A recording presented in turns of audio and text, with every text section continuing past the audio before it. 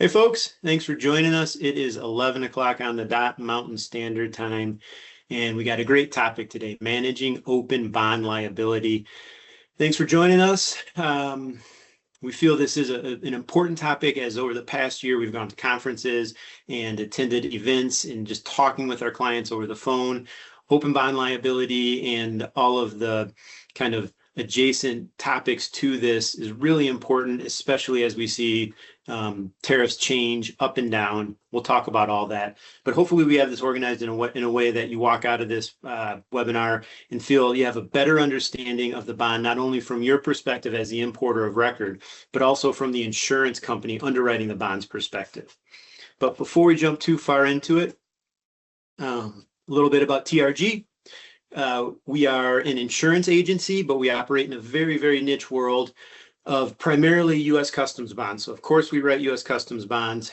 With those bonds, we have a compliance software. It's what I like to call a bond dashboard that provides a ton of data on your imports. As a bond provider, we get a constant ACE surety flow. So we doctor that up and make it usable as for our clients with our compliance software.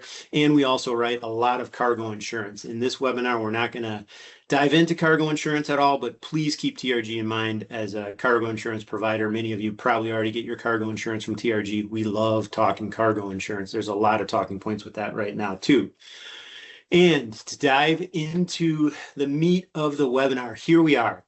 When we start talking about the U.S. Customs import bond, we like the discussion to always center and have center around and have the discussion start on the customs equation that determines bond sufficiency. The equation is simple, but there are some important points that you need to keep in your sight as you might make common assumptions that are inaccurate. But the equation's right there on the screen, and it's a good idea to write this down as we go through the next slides because we're going to refer back to this equation frequently. Annual duties, taxes, and fees times 10% equals the bond size or the minimum bond size. The minimum continuous bond size Customs allows is a $50,000 continuous importer bond. So there's no $25,000 import bond. There's no $30,000 import bond. Starts at $50,000, goes up in $10,000 increments. So $50,000, $60,000, $70,000, $80,000, $90,000, $100,000. After $100,000, bond sizes go up in $100,000 increments. So $100,000, $200,000 on up to infinity. The annual duties, taxes, and fees, it's not on a calendar year. It's not based on the bond placement date. It's not based on the anniversary date of the bond. It's simply a rolling 365 days. So today, looking back 365 days. Tomorrow, it'll be tomorrow looking back 365 days. So those 365 days of duties, taxes, and fees. So all money paid to Customs times 10% gets you to your bond size. That's the equation that Customs looks at from today looking back to determine bond sufficiency. And let's dive deeper into bond sufficiency now that we have that equation written down. Duties, taxes, and fees times 10% equals the minimum bond size. So I mentioned how Customs looks at it. And in my mind, when I think about Customs data, you have this sufficiency reference period. This is what Customs is constantly looking at. If you look at this red square, on the right, you have the present day looking back 365 days. All entries from present day back 365 days. Customs does not take into consideration liquidation of entries. Liquidation is an important detail on specific entries, but as far as the sufficiency of the bond, Customs does not care whether the entry is liquidated or not. Entries typically liquidate at 314 days or up to 365 for standard Customs entries. So there, in this example where present day is January of whatever year this is, they would liquidate here in the January, February earlier in that same year. Those entries are liquidating, but they still count towards the bond sufficiency equation that Customs uses. Another very important point when talking about sufficiency is this is an example to me of a common assumption that people might make as they start dealing with the bond for the first time, or maybe have had a $50,000 bond on file for years and years and years and never had to increase, and you're looking at your first increase. After placing a new bond, the equation does not change. Placing a new bond does not impact the bond sufficiency equation. So when you place a new bond, the prior 365 days of duties, taxes, and fees still applies. In this example, we have the original bond size, a $50,000 bond. Time passes, or duties, additional tariffs are imposed by the administration, and that sufficiency rockets up to 95%. You're almost at $500,000 in duties, taxes, and fees. And again, the bond is 10% of duties, taxes, and fees. So it's a $50,000 bond. A $50,000 bond has a $500,000 duties and taxes and fees limit. You surpass that $500,000, you're at over 100% sufficiency. Customs issues an increase letter. You act on that increase letter and you place a $60,000 bond. Look, the important part is in this graphic with the new $60,000 bond. As soon as you place it, the sufficiency isn't going to drop down to 0%. Those duties, taxes, and fees that you have over the past 365 days still apply. So in this graphic example, you go from a $50,000 bond to a $60,000 bond. The sufficiency is not at 0%. It remains, those duties, taxes, and fees remain as part of the equation, and you're already at 75%. So big takeaway, when you place a new bond, the duties, taxes, and fees over the past year still apply to the sufficiency equation. Another big takeaway from this visualization, and we'll talk about this more when we look at the actual insufficiency letter from Customs, is 9 times out of 10, it is not a good idea to just increase to the next bond size. Generally, Customs will accept if you're required to increase the next bond size up. They'll accept that larger bond, just one bond size up. But that if you're insufficient and you just go to the next bond size up, that's not going to keep you sufficient for a full 12 months. It depends on the specific details of the account or the importer, but generally you got to increase your bond by way more than just the next bond size up. Customs will allow the next bond size up, but it most of the time will not stay sufficient for the full 12 months. And we'll talk about that a bit more in future slides here. Now, here's a quick, we want to talk about the insufficiency letter that Customs sends out. Now, first, in the bottom right corner is that QR code. Take a minute, take a picture of it with your phone, or scan the QR code and pull up this link of the TRG blog that shows this graphic in more detail. I would love for every importer in the US to have an idea of what the insufficiency letter looks like and know what to anticipate before you get an increase. Customs, what they do in normal times, and right now it's a crazy time to be having this webinar because Customs generally, they look at sufficiency and they run a sufficiency report at the end of a given month. If an importer is above 100% sufficiency, then that importer can expect to receive an insufficiency notice during the first week of the next month. What's interesting about right now, there's a lot of interesting stuff about these times, but there has not been a batch of insufficiency letters sent by Customs for the month of May. Generally, we get them in the first week of every month. Here we are at the 14th, and we have not received any insufficiency notices from Customs. There are absolutely bond clients we have that need to increase their bond, but likely because of all of the repercussions of CAPE and IEPA being adjusted away, Customs maybe isn't caught up, or they're not as confident in their data. So that's my speculation. If anybody has a brother or a cousin that works for Customs, please do me a favor and ask them why they haven't sent out insufficiency letters and let TRG know. But for us, being a bond provider since 91, in my experience since 2010 working with customs bonds, to not get an increase, a batch of increase letters during the first week of a given month, it's like living on the beach and waves just stopping for a couple of hours. It's just crazy. One of the repercussions of this big data adjustments as CAPE is filed and the duties and taxes adjust. But getting back to this specific letter, this specific example, in the red box, we have what we want to point out is number one, the letter will show the existing bond amount, so the current bond amount.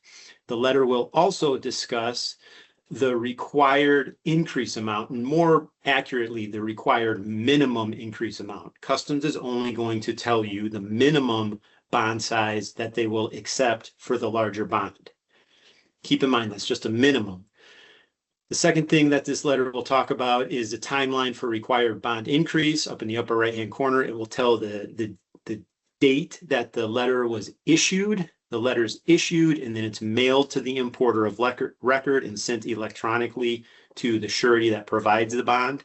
So it'll tell you the date the letter was issued, and then in the first paragraph, it will tell you that you have 30 days to terminate, to place a larger bond. So you have 30 days to place a larger bond. To go a step further than that, your existing bond that needs to be increased must be terminated at least 15 days prior to that 30-day mark. So, you have 30 days, which is enough time to do this, but you got to get acting on it quickly. If you let it sit for a week or two, you run a higher chance of having a lapse in your continuous bond coverage and your ability to import. So if you don't act quick, there absolutely can be a break in your supply chain, which is what we all want to avoid. So that's point number two. Point number three, going back to the fact that the letter indicates what minimum bond size customs will accept, it goes further to say, be sure to forecast your import activities to avoid stacking liability. And right there, that's the meat of this presentation, talking about open bond liability that is driven by stacking liability. So do not just go to the next bond size up before you assume that's a safe bond size. Forecast out to make sure you're placing a bond large enough that will cover you for a full 12 months. And we'll talk more about that. Reason for the insufficiency and where to find the information is point number 4. 98% of the time, it's reasons one, which is your duties, taxes, and fees have exceeded the bond liability. Reasons 2 would be due to claims. Those are the two reasons we often see. And then point number 5, instructions on how to terminate the bond. Your surety will terminate the bond. Your current surety agency will terminate the bond, or the surety agency that you move to if you place a larger bond with a different surety. Okay, so the bond sufficiency calculation. This visual shows you what customs is looking at, which is present day going back 365 days.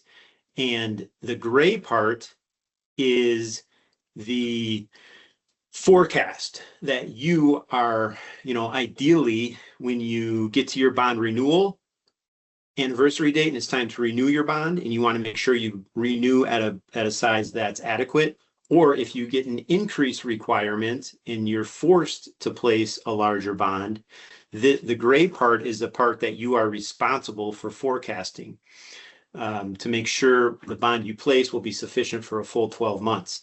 How do you forecast right now? Number one, maybe the easiest thing to do is internally talk to different departments and get an idea if your imports are going to trend up, down, or stay consistent. That's not an easy thing to predict, but that's something that is in your control and you should have all your data. Now, people get very anxious about the second part of forecasting future entries, which is what are the duties, taxes, and fees, or what are they going to be? What is the administration going to have in place? There's a lot of uncertainty, and really nobody knows what's going to happen. I don't even think Trump knows exactly what's going to happen. But what I anticipate and what all the news indicates and what history has shown with this administration is that they would like to replace the IEEPA tariffs that were ruled illegal with 301 tariffs. So IEEPA, broadly speaking, was 25% plus standard duties. I think it's a really good idea in forecasting for the future entries to take your standard entries plus whatever your IEEPA, whatever your IEEPA tariffs were, use that percentage, maybe even plus 5% to give yourself buffer, and apply that to your forecasted volume. So I hope that makes sense. Those 301 tariffs are going to hit anytime between now and August is every indication. So we might have more breathing room, but higher tariffs are not going to go away. Possibly I'm wrong. Maybe the 10%, well, the 10% has to end. 122 has to end in July. But the administration has given every indication that they want to replace the IEEPA rate with 301. And the 301, it hasn't been in the news cycle all that much. There's been more going on, but it's going to be implemented anytime between now and August, maybe as late as September. So that's a big key to forecasting. And now we want to talk a bit about CAPE. Of course, CAPE and the rollback of IEEPA tariffs impacts bond sufficiency and bond liability. What TRG anticipated in how CAPE would impact duties, taxes, and fees is not how we're seeing it happen with most of our clients.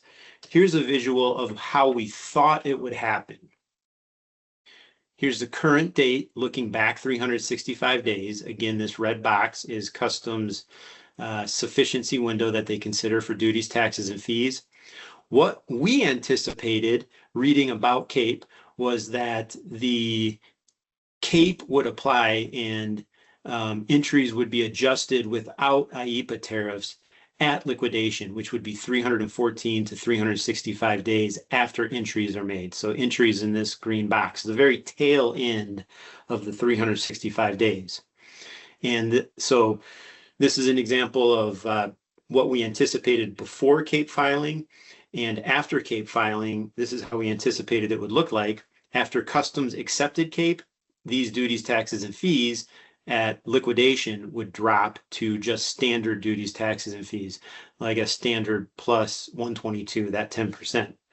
This is what we thought it would look like. But about May 5th, May 6th, May 7th, we started seeing data from our clients that had filed CAPE and it was accepted by Customs. And we'll talk about the actual CAPE rollout. So how we're seeing it happen most of the time. There are exceptions, but broadly for our clients that have successfully filed CAPE and been accepted by Customs, their ACE data is adjusted. So here's an example of an importer that has not yet filed CAPE. They're about to file CAPE. They do file CAPE. It gets accepted by Customs, and their ACE data shows their duties and taxes dropping to something that looks more like this. So big drop. With IEEPA, they file CAPE, and then all entries from current date back are reassessed within ACE to only reflect their standard duties plus 122. This is what we're seeing most of the time. There are exceptions for sure, but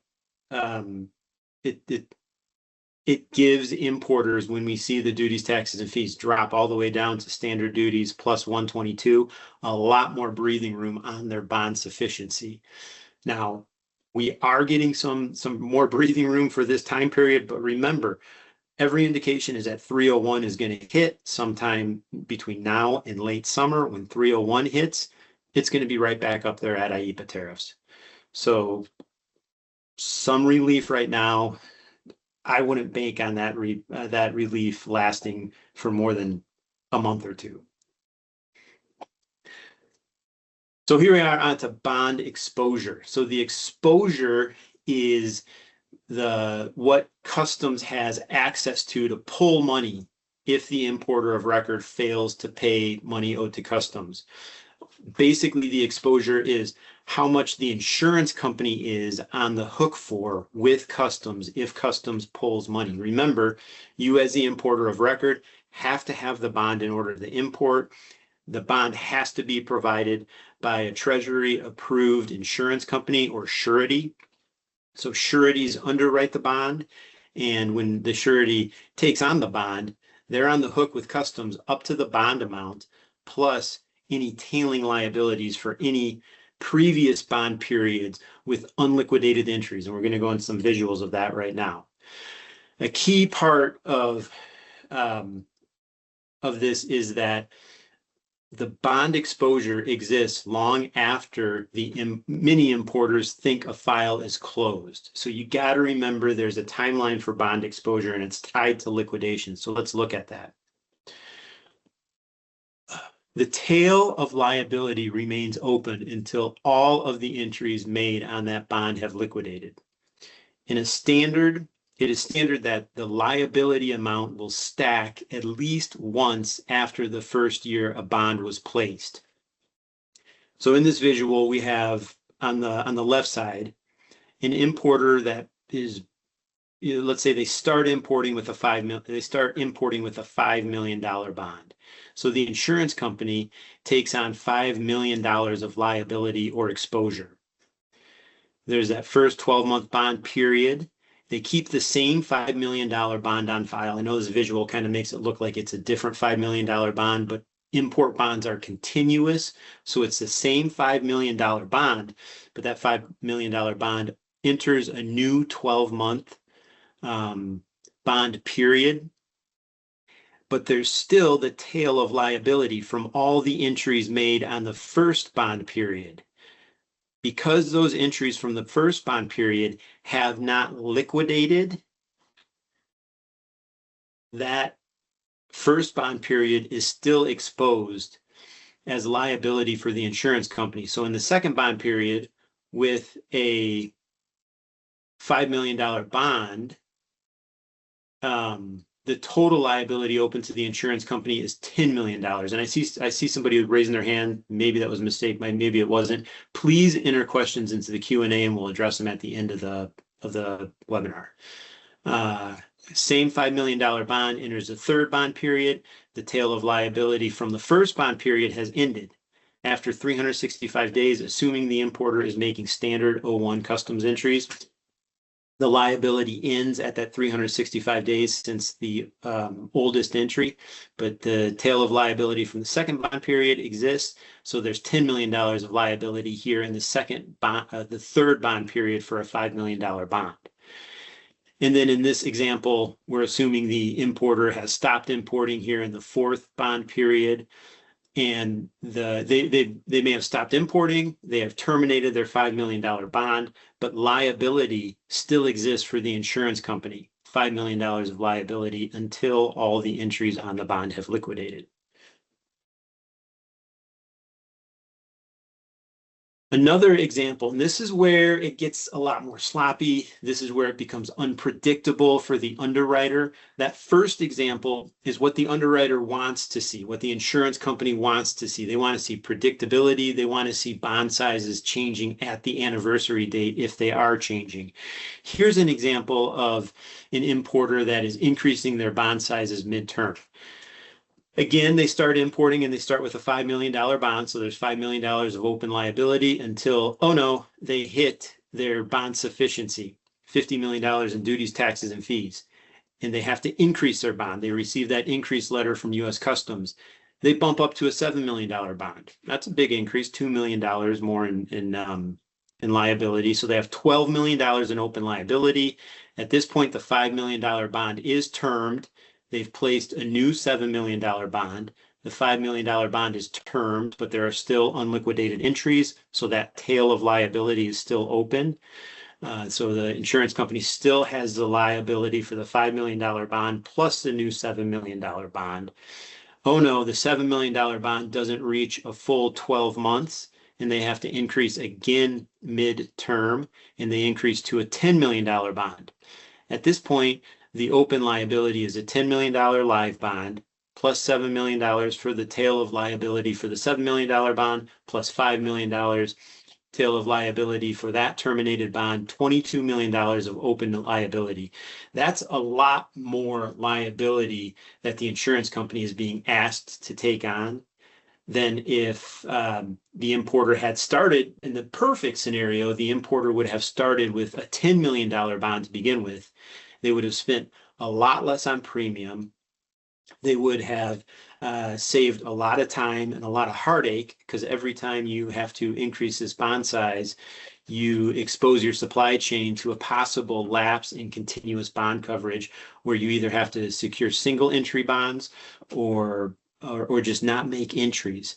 So in the perfect world, which I know it always doesn't happen, but the importer would have gone bigger to begin with and placed a $10 million bond, which would have been sufficient for 12 months. It would have stayed on file year after year. Instead, they have to jump up twice within a 12-month period, significantly increasing the open liability to the insurance company, which opens the door to otherwise unnecessary underwriting requirements, such as indemnities or collateral, the big ugly beast of collateral, and also wasted premium. So the $10 million bonds on file, it's sufficient for a full 12 months. They place they keep the same $10 million bond on file, $20 million of open liability. And here at the fourth bond period, the fourth 12-month period, they've stopped importing, and the insurance company that underwrites the bond is just waiting for all entries to liquidate. So the liability ceases altogether. But even after that $10 million bond is terminated and there are no imports, there's still liability for the insurance company. So the name of the game, in a perfect world, the best scenario would have been this importer would have placed a $10 million bond to begin with. The second best scenario would have been if the importer had started with a $5 million bond and had to increase, they would have skipped the $7 million bond and gone right to the $10 million bond. So in the heat of it, it might feel good to try and save money with this $7 million bond, but in aggregate, they would have saved a lot of money and a lot of time by going right to the $10 million bond, because that $7 million premium spent was I don't want to say it was a waste, but the money could have been saved if they went right to a $10 million bond. Let's look at another example. Now, isn't this great? Now we're talking about decreasing bond sizes midterm. We've never really talked about decreasing in a webinar, but because CAPE is live and IEEPA tariffs are being rolled back, importers might look at their data without their IEEPA tariffs and say, hey, we can reduce our bond size. Why is that not a good idea? Well, it's not a good idea because you will end up spending more in premium if you decrease your bond size midterm. It is not a good idea to change your bond size midterm unless you're required to by customs. In this example, the importer has a $10 million bond. Let's say right here, their CAPE filing registers with customs, and their duties, taxes, and fees drop, like we saw in the previous graphic, and they drop down to a $7 million bond. Again, maybe their volume is dropping down. They choose to drop down to a $5 million bond. This is all within a 12-month period. So at this point, the importer has paid premium on a $10 million bond. They paid premium on a $7 million bond, and they paid premium on a $5 million bond. The smarter way to have done it would to have stuck with the $10 million bond all the way to its anniversary date, to its natural renewal date. At that point, assess whether or not it's smart to decrease the bond. Also, by changing bond sizes midterm, there is unnecessary liability exposed to the insurance company. 10 million, 17 million, 22 million. They could have kept that at 10 million all the way to the natural renewal date, and then maybe placed a $5 million bond at that point, which would have had them max out at $15 million of open liability. The underwriting and the requirements from the insurance company for $22 million of open liability is much different than the underwriting and the requirements for a $15 million worth of 15 of open liability. So hopefully this one takeaway from this is understanding that do not change your bond size midterm unless you receive an increased letter from U.S. Customs. Another point about decreasing bond sizes midterm, because again, I know there are importers out there, they're seeing their CAPE reflected in their ACE data, which is fantastic. But keep in mind, like I said earlier, the expectation is 301 tariffs are going to be announced anytime between now and August or September. And the 301 rate is probably going to be very close to, or I would even brace for slightly higher than what the rate was for IEEPA on your imported goods. So be very careful with decreasing. It might feel good to save. Nobody wants to spend more on a bond, silly bond premium than you have to. But if you decrease and then have to bump it back up when 301 hits, you're going to end up spending more money than you would have if you had just placed the bond assuming 301 was in place. So when should changes be made to your bond? Just like I mentioned throughout the previous 2 or 3 slides, change bond sizes at the natural anniversary date, the 1-year bond term date. Unless you receive an increase letter from customs, which requires you to increase. And if you do receive an increase letter and you have to increase, be sure you forecast out and place a bond size that will be safe and will not go insufficient again for another full 12 months. We got to talk about anti-dumping and countervailing again. We got to talk about anti-dumping and countervailing. All those previous slides were assuming that the importer was making standard 01 customs entries. Standard customs entries liquidate between 314 up to 365 days. So there is a defined liquidation timeline that customs has to abide by. With anti-dumping and countervailing, there is no defined liquidation timeline. Generally, sometimes it's 2 years, a lot of times it's 3 or 4 years, maybe 5 years, and there are cases that take 6, 7, 8 years to liquidate. So where does that leave us? That means if you are importing goods subject to anti-dumping or countervailing, you got to go to the insurance company and ask them to write a bond for a liability amount that is very variable and very unpredictable. The insurance company does not have the security and the timeline with standard entries when it comes to anti-dumping. Number 2, with anti-dumping entries and countervailing entries, the anti-dumping and countervailing rate that is assigned, it's a deposit rate. So during that unliquidated period, that can be 2, 3, 4, 5, 6, 7, 8 years, as anti-dumping and countervailing entries pile up, customs can go back and adjust that deposit anti-dumping countervailing rate up or down. Of course, everybody hopes it gets adjusted down, then the importer gets a refund. But if it gets adjusted up, it is very painful and it can be incredibly expensive. That deposit rate could go from 5% to 50% on all entries made that are unliquidated. That gets very, very expensive. So those are the 2 big reasons why historically anti-dumping and countervailing will trigger the underwriter to require full collateral to keep the bond on file. And that collateral might also stack with each open bond period. Now, TRG does have a specific anti-dumping underwriting program, anti-dumping and countervailing, where if we can check the boxes and make a strong argument to our insurance company that we underwrite with, we sometimes can offset the collateral requirement with a higher premium. That keeps liquidity for the importer of record and significantly reduces administrative stress. And really, it's the liquidity that is a benefit.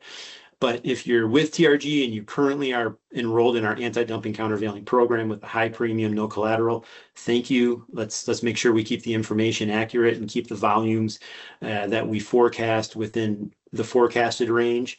If you're a TRG client and you import anti-dumping countervailing and you are fully collateralized, trust us, we're trying to qualify you for this program every time the renewal comes up. But there are many factors that could limit it, such as company financials. There needs to be a high security in the financials. The specific anti-dumping and countervailing case has to show a track record of stability. and your importing volume of anti-dumping versus standard entries, there has to be lower anti-dumping versus standard entries. Those are the three big considerations. So if you're a current TRG client in this webinar and you are fully collateralized for anti-dumping and countervailing, we try to qualify you at every renewal of your bond, but it just might not work out. If you're not a TRG client and you want to look at possibly getting an anti-dumping countervailing bond from TRG without collateral, give us a call. Give me a call. Let's see if we can qualify you. But in this example, we have at the top a $50,000 bond. The tail of liability is always 365 days because these are all standard blue entries. For this example, we're using blue to represent standard entries, green to represent anti-dumping or countervailing. In this first example, it's all standard entries. This is what the underwriter loves to see: predictability, no surprises, 1 year of a tail of liability stacking with the existing open bond period. The middle example, is what drives underwriters crazy: all anti-dumping. This is very risky. This example, there would probably be, the bond would be fully collateralized for sure, and there would likely be stacking collateral. But you'll see the tail of liability for the first bond period stays open for multiple years. The tail of liability for the second bond period stays open. So by the time you're in the fourth bond period for this $50,000 bond, there's $200,000 of open liability. That's the extreme example. And the third example is also what we see very often. Maybe this is a new importer. They aren't aware of anti-dumping countervailing, and they import anti-dumping countervailing because they think they're getting a great deal, and they probably are as far as the cost from the supplier. But that first year that you have blue and green mixed in, that first bond period for the $50,000 bond stays open for multiple years because of those anti-dumping entries. After that first bond period, the importer ceases their anti-dumping countervailing, so it's just blue or standard entries. And those bond periods stay open for another 12 months as entries liquidate. But that first bond period is the thorn, and it stays open for multiple years. So three examples of how, well, the difference between standard and anti-dumping or countervailing entries. And so some takeaways. We're going to wrap up this webinar a bit early maybe, but the smartest importers are taking future 301 tariffs into consideration. A lot in the news cycle has been dedicated to CAPE in the IEEPA refunds, which is fantastic. We know checks are going out and importers are getting the money quickly, which is just phenomenal. Many importers aren't as familiar with ACE and how to file CAPE. So, of course, we have a spectrum of companies being able to successfully navigate CAPE. So there's a ton of focus on CAPE. And if you are a TRG client, or even just somebody watching this webinar who's not a current client, and you're looking for guidance or help with that CAPE filing, TRG, we can't do it. We do have our software that can help collect the data, but it doesn't provide all the data you need. And we do not consult and help file CAPE. We do have two trusted companies that we're close with that we can refer you to. So if you're looking for assistance with actually filing CAPE, let us know and we'll connect you with those companies. But so all the focus has been on CAPE and the money coming back from IEEPA. You cannot forget 301 is waiting in the wings. It's going to rock our world when it hits. I mean, I really think it's going to be equal to IEEPA or slightly more. So if your bond renewal is coming up before 301 is announced, take 301 into consideration when you forecast out your next required bond size. If you get an increase requirement from customs between now and when 301 is announced, again, when you're deciding on your next larger bond size, forecast as if 301 is in place. Maybe not for the first month, but the next, 11 months. What else? And just a note, as we go through all this turmoil with the first Trump administration, Biden administration that left the Trump administration tariffs in place and, kind of surgically increased tariffs here and there. And here we are in the second Trump administration, and there's plenty of turmoil with tariffs. It's more important than ever. And this is an opportunity to spread the knowledge within your organization. There's a lot of energy and interest around tariffs. Involve as many people as you can in these discussions. to decide on the bond size, to understand the bond. If you're able to bring in people from finance or your purchasing department so they understand the repercussions of the discussion on the bond size or what you choose to import or not import or who you import from or what country you import from, this is a great opportunity to kind of get more leverage within your organization. And by bringing people in early, you're setting up yourself for the most success if or when you have a bond increase. Then you're not capturing people from finance when there's a 30-day deadline and trying to get everybody caught up and everybody on the same page. And with that point, these insurance companies, a part of this webinar is being able to understand the bond from customs perspective with the sufficiency equation, of course, from the importer's perspective, but also you can't forget about the insurance company. Too often they're viewed as an adversary in the relationship, but they're truly a financial partner. They are on the hook for the full open bond size plus any unliquidated bond periods. And they want to get the bond placed. We're all trying to get it done without too many requirements, but collateral might be a requirement. And circling the wagons internally, knowing what would have to change within your organization to place an irrevocable letter of credit ahead of time, knowing the path to get it done will put you in a much better position, even if you don't have to in the future place collateral or an irrevocable letter of credit, but just having that path a little bit mapped out can make your life a lot easier when or if you get that increase requirement and you have a 30-day timeline to act.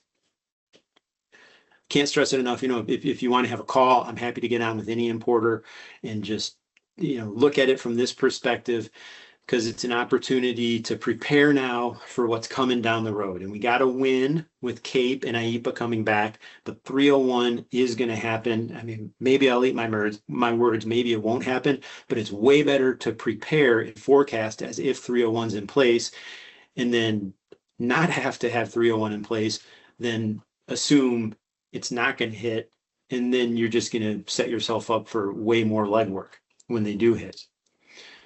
All right. About 45 minutes. I know we have some questions, and if you haven't typed in your questions yet, please type them in. Let us know your thoughts. Let us give us feedback. But while we look at those questions, get ready for them, we want to talk a minute about Eagle Eye Ace. This is our compliance software or our bond dashboard. It's available to any TRG bond client. So we get this does not apply to companies that do not have their bond through TRG. We don't have your data to plug into this bond dashboard. But if you are a TRG bond client, you get a 3 free month trial if you haven't already taken advantage of the 3-month trial. After the 3-month free trial, there's no commitment, but there is a subscription fee after the free trial. The lowest price point is $300 for 12 months. It maxes out at $1,000 for 12 months, and it's determined based on your bond size. So basically how much data is being pushed through the system. This bond dashboard provides reporting on unliquidated entries, full entry history, so showing all your entries, regardless of who the customs broker was that cleared the entry. You can see who the customs broker was on specific entries. It shows total duties, taxes, and fees. It does not break out IEPA. So earlier I mentioned that our software helps with filing CAPE, but it doesn't get you all the way there because it doesn't break out the portion of duties, taxes, and fees dedicated to IEPA. It also doesn't show HTS US codes. But it does show live bond sufficiency, so you can check bond sufficiency at any time. It provides a bond forecaster where you can choose different bond sizes and see what it would look like if you were to place that bond today. It also looks back at your past 12 months, and you can choose a 30-day period and apply that 30-day period to a 12-month period. So you're effectively saying, hey, if our next 12 months look just like this 12 months, what minimum bond size should we place? We'll do that for 30 days and for a quarterly forecast. That's part of the software.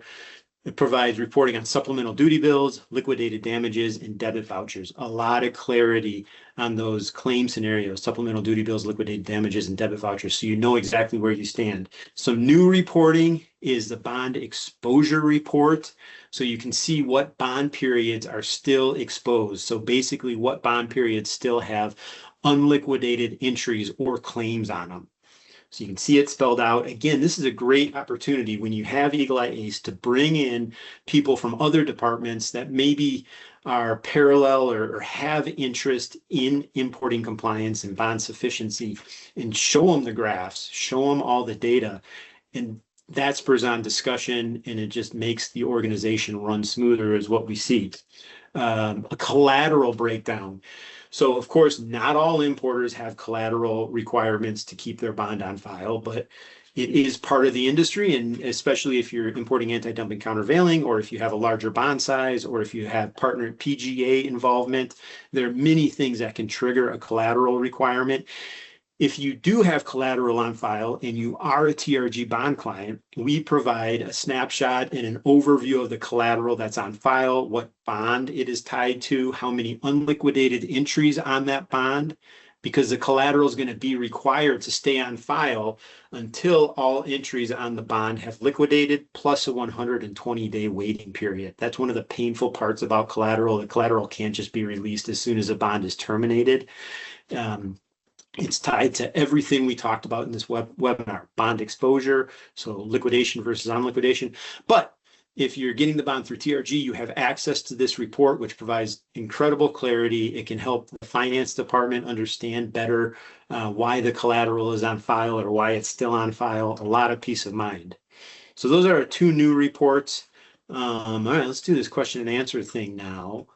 Meredith, Yeah. all of you are familiar with Meredith. She's my wonderful coworker that organizes and does all the marketing. So the emails that invited you to this webinar were sent from Meredith. I'm sure you know her name. Every time I go to a conference, everybody says, "Where's Meredith?" What questions do we have? Yeah, so we have some good ones. Let's start with this one here from Ramona.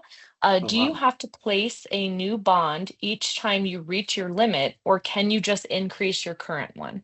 Oh, great question. Another, if you're coming into this new, you could assume, just like your homeowner's policy, you can increase your limit on your homeowner's policy. Not the case with customs bonds. There's no rider. There's no way to change a bond size besides terminating the existing bond and placing a new bond. So I'm glad that question was asked, because that's a common question we get. You have to term and replace to change a bond size. Okay, next question. I hope I'm pronouncing this right, from Ashwani. After the first year, does the insurer does the insurer charge more for renewing the bond for the importer because the overall liability has doubled? So does it cost more in that second year? Yeah, broadly, no. I mean, there could be exceptions to that, but if the bond size is staying the same and you're entering a new bond period, the premium should stay the same. And maybe there's an exception to that, but 99% of the time it should stay the same. And Ashwani, the thing is, when the insurance company underwrites the first bond period, they expect, getting back to what they expect, what they like, what they're signing up for in the partnership is predictability. So they know if it's a $1 million bond, they're going to have $1 million of exposure for the first year. They know no matter what, as long as that importer keeps importing, they're going to have $2 million minimum for the next bond period. And then 2 million for the next bond period, 2 million. They know that's what they're kind of forecasting in their underwriting. And of course, that can change if the bond has to be increased or if you choose to decrease the bond and everything we talked about. But it would be unusual to have the same bond size through the same provider renew and the premium to go up. There could be exceptions. So reach out to me if you think there's some other aspect of that question that I didn't answer. What else, Meredith? Okay, another one from Ruth. If you are seeing the duty for IEPA entries as 0 on your CAPE entries, is it confirmed that the duty on those entries is no longer part of your sufficiency equation? I'm not committing to anything, Ruth. I think I know which Ruth this is. Yes. I would say it's safe to assume that what ACE is showing is going to hold as far as duties, taxes, and fees. I suppose they could come back and do an audit. Ruth, I don't know how to answer that. I'm not sticking to any answer right now. It's too new. It's too live. I already highlighted previously in this webinar that we were, it didn't roll out the way we thought it was going to roll out. So I don't know. Give me a call afterwards and maybe I can answer that better based on what we're seeing from our clients. What else, Mary? Okay, one from Thomas. When can ILOCs used as collateral be retired when trend and company financials show little to no risk? So I'm assuming the question here is when can that ILOC be released? Thomas, if the financials improve and the importer has a stellar importing record with no claims, potentially, you can make an argument to the surety to release it. That would be the best case scenario. But broadly speaking, once the collateral is on file and tied to a specific bond period, the insurance company will be inclined to consider releasing it after all entries for that bond period have liquidated, plus a 120-day waiting period, and there are no claims. I hope that makes sense, but the hard and fast, I think what you're asking is, would they consider releasing the collateral early? Generally, no. There's no benefit for the insurance company to do that. I hate to say it, but that's just how it works. What else? Okay, and then our last question here, another one from Ashwani, and this is one we didn't really get into because we don't really deal with these as much, but thought you could go in a little bit. Can you explain more about single entry bonds? Sure. Ashwani, to import into the US, you have to have a bond on file. Customs will allow for continuous bonds or single transaction bonds. The single transaction example would be if you don't have a continuous bond on file, the bond amount for general entries has to match I think it's the value of the goods plus the forecasted duties, taxes, and fees paid on the entry. I believe that's it. Ashwani, we don't write single transaction bonds. We don't mess with them. They're too much of a hassle. And 9 times out of 10, if you do it for an importer, the importer would have just been in a better spot if they had gotten a continuous bond. So our goal every time is to get a continuous bond on file without a lapse.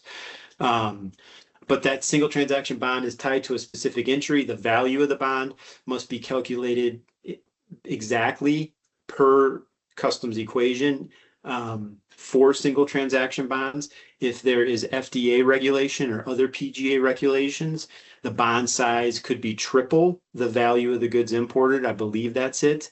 So in a nutshell, the customs broker you're working with to file that single transaction bond needs to calculate the bond size exactly. One thing we've seen, and this is a takeaway from this webinar, is lots of fluctuations with duties, taxes, and fees, many importers having to increase. Maybe they don't satisfy the underwriting requirements within that 30-day window and they have a lapse in their continuous bond coverage. So they default to single transaction bonds. They secure a handful, maybe 5, maybe 20 single transaction bonds because they have entries hitting port during that continuous bond lapse. So they file a handful of single transaction bonds. Customs accepts them. They allow those single transaction bonds to apply to those entries during the lapse in continuous bond. The continuous bond goes on file. Everything looks rosy. But then month, 2 months, 6 months, I don't even know the timeline, Customs visits those single transaction bonds tied to those specific entries, and Customs determines that the single transaction bond size was inadequate per the single transaction bond sufficiency equation. When that happens, Customs will deem the existing continuous bond insufficient. And that can be, number one, you continuous. Number two, it can take a bit of legwork to figure out that the insufficiency, you'll see that your continuous bond is not insufficient per the standard continuous bond sufficiency equation. And that should be a big red flag that the insufficiency is triggered due to one of those, or maybe a handful of those single transaction bonds not being placed at the proper amount. So then you have to go back to the surety that placed that single transaction bond that was insufficient, and then adjust that bond size or place another single transaction bond to make up for the difference. That's one thing we've seen repeatedly, and you got to act quickly, because at that point you have the surety for your continuous bond and possibly a different surety for those single transaction bonds. So be very careful when you're placing single transaction bonds that the bond size is spot on. And I can't commit off memory exactly, if it's a standard entry without PGA, it's the value of the goods plus the anticipated duties, taxes, and fees. I believe that's it. If there's PGA involvement, such as EPA or FDA, or it could be any PGA, then it's much larger. It's like triple the size. Ashwani, I hope that helps. And of course, reach out to me if you have other questions on that. Meredith, anything else? I see we got other questions, but I think you guys were able to type out those answers. I love one question here. How can I get a quote for my company for our bond? Give Travis a call. My number is 406-922-6526. Or just, we have our website. There is a portal to submit a quote request through our website, but either I'll help you, or our lead accountant, Paige Fossum, he'll help you. That's a big push behind these webinars. We want to get as many of you to apply with us as possible. So we think we do operate differently than the rest of the industry. We work directly with the importer of record. We generally do not sell through a customs broker, freight forwarder, or insurance agent, which is what the rest of the industry does. By working directly with the importer of record, we have the ability to set up that Eagle Eye Ace software, that bond dashboard, getting the information directly to you. And it's not necessarily as full or complete as importer Ace data. We don't have the HTS US code, and it doesn't break down duties, taxes, and fees to break out IEPA, but it has a heck of a lot of information in it, and it's very user-friendly compared to Ace. So, a couple pitches for TRG. We want to educate, we want to get information out there, we want a direct relationship with you, and we want to you to have your data. Anything else, Meredith? Are we good? I mean, we got 3 minutes left. So if anybody... Holly did ask a follow-up question saying, does that mean your rates are cheaper since you're not selling through a broker? I don't know, Holly. I really don't know. Generally, for $50,000 bonds, we're generally very, very competitive. That's about 80 or 85% of the market is imports with a $50,000 bond. As the bond size gets bigger, it just becomes much more of a wild card. I'd love to say I'd say we're always in the range, and often we are less expensive, but there's a lot of moving parts now. And, frankly, as I've been in this industry longer and longer and longer, the cheapest option maybe isn't always the best option. Well, I still hope TRG is the cheapest option, because we want to win as much business as possible. But for, stability in the marketplace and being able to weather all of these insufficiencies, these insufficiencies frankly, they drive more premium for the bond providers. It also drives risk significantly. The claims we're seeing are pretty insane. And I know from TRG's perspective, we're coming out pretty good with this. So I don't know, Holly, that's a long answer to a simple question, but I don't know if we're going to be cheaper. We got to collect your information. Generally, we collect an application. If the bond size is bigger than 50,000, we got to get your financials. So application, financials, we get it into the underwriter. We have you a quote in 2 or 3 business days, usually. So that's the process. The weather in Bozeman is very nice. It's sunny. Winter is over. Nobody asked about the TV show Yellowstone, so that's kind of a relief. Everybody asked about Yellowstone because we're in Montana. Okay, 2 minutes left. Any other questions, Meredith? No, I think we answered them all. Your contact info is on the next slide, though, if you'd like to show everybody that. Let me get over that one. So if you want to get a hold of us, we got marketing@traderiskguarantee.com. That'll go to Meredith. You can email that, or you can email T. Smith. I'm Travis Smith. So my email is tsmith@traderiskguarantee.com or tsmith@trgbond.com is a shorter version of my email. We're on YouTube. We got our blog.